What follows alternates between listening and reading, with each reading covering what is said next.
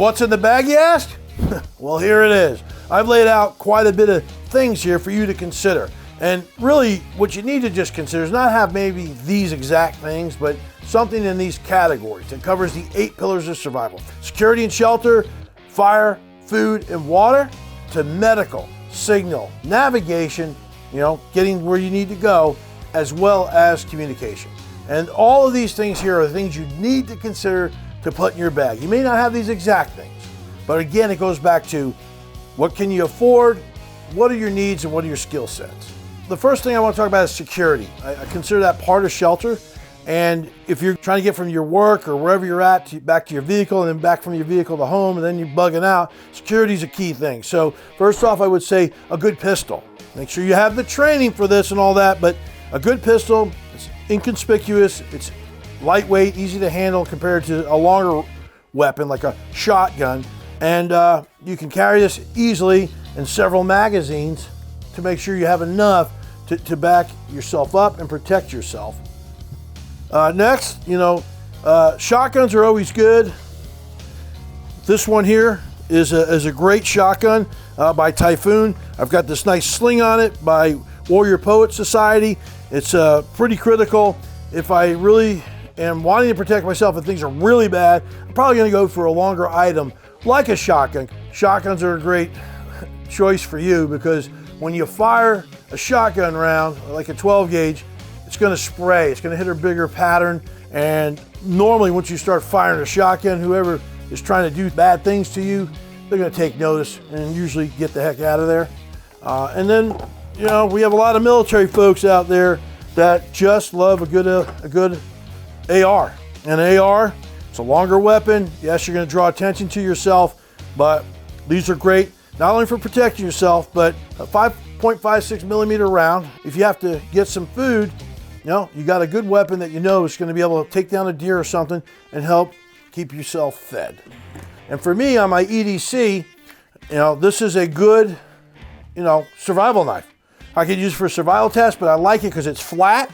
And when I put it here on my sheath, I can carry it very flat to my body. No one will even know I have it.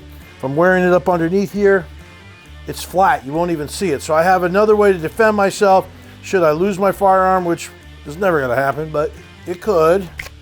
And I have something else to defend with. And it also doubles because it's made out of 1095 high carbon steel. Means it'll throw a spark when I need fire. It's a good survival knife. So that's security. Now let's talk about shelter. If I have to set up shelter, I have a backup knife that's in the pack. It's a nice, good, just about a 5 to 6 inch blade. It's got a good handle. It's a full tang blade, meaning the steel goes all the way back here to the handle.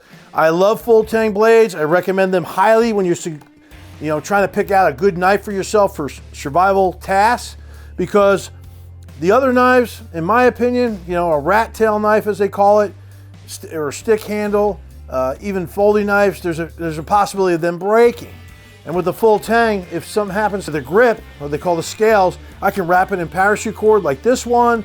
I can use tape. I can easily put something back. I can fashion out of wood 2 more new scale handles. But the point is I can make a new handle with a full tang and it's full steel. The great thing about these items is this is skeletized in here. You can kind of see those indents in there. If I wanted to, with this paracord, I can wrap extra survival items in there, like fishing hooks or tinder or something. Great items, and they'll help me with building shelter. I like to hedge my bets. I'm not going to be carrying an axe all the time, but axes are great for building shelter. A good machete is always helpful. This one isn't too long, but it's long enough to do good chopping, clear some brush out of the way. It's not too heavy. A lot of these axes you carry out there, woodsman axes, they can be a lot of weight. A good saw, good for cutting firewood. If you have to make your shelter, you can cut a few poles out. Cordage, parachute cord. There's some cord out there they call fire cord. It has fire tinder inside weaved in with it. It's good for making all kinds of things. Not helping you just with shelter, but fishing line, traps, all types of cordage. Any types of cordage you can have is good in a survival situation, especially with shelter. So emergency survival blankets are awesome. There's many kind out there. There's some really cheap Mylar ones that tear very easily.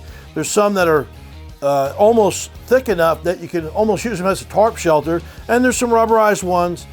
But the Key thing with these is that they have a silver side to them. That's what protects your core body temperature.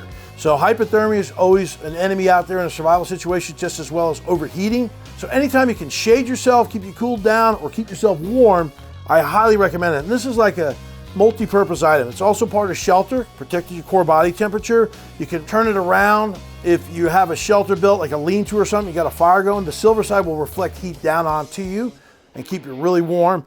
And if you're looking to get rescued, you know, nice orange stands out. You can turn up the silver side. People are going to take notice.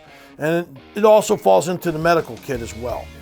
These ponchos are amazing. It's like the ponchos you used to have in the military, and they're lightweight. And here I got 2 of them, so I can button them together and make an entire shelter, a tent, a really big lean-to area. If I have to, I can wear it as I'm moving. Keeps me dry. You want to protect your core body temperature, very important.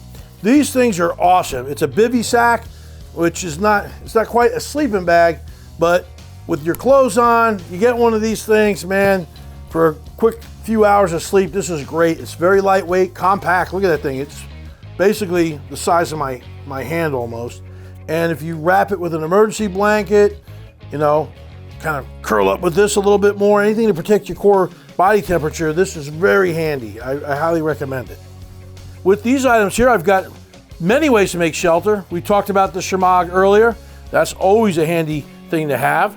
Next, I want to stay warm. So I got fire considerations. Remember, I always say back up to the backup. That's why I got extra knife. That's why I got a couple ways to make a shelter. I've got several ways to make fire. Lighter, right? We're living in uncertain times. We have pandemics, natural disasters, civil unrest, and even war. And you need to be ready for this. I'm EJ Snyder, Extreme Survivalist, 25-year Army combat vet.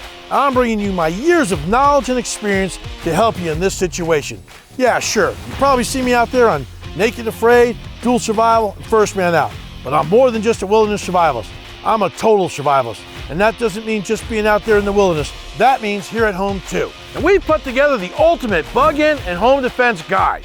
In this guide is critical information that can save you and your loved one's life.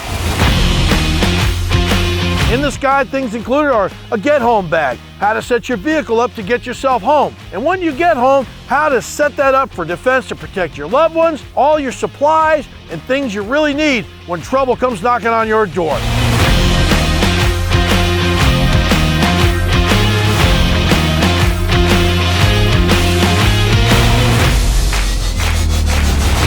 This guide is designed for everyone, no matter what your background or your circumstances, whether you're living in the city or in a rural area. Whatever your budget is, this is the framework for you to defend your home and be prepared for anything.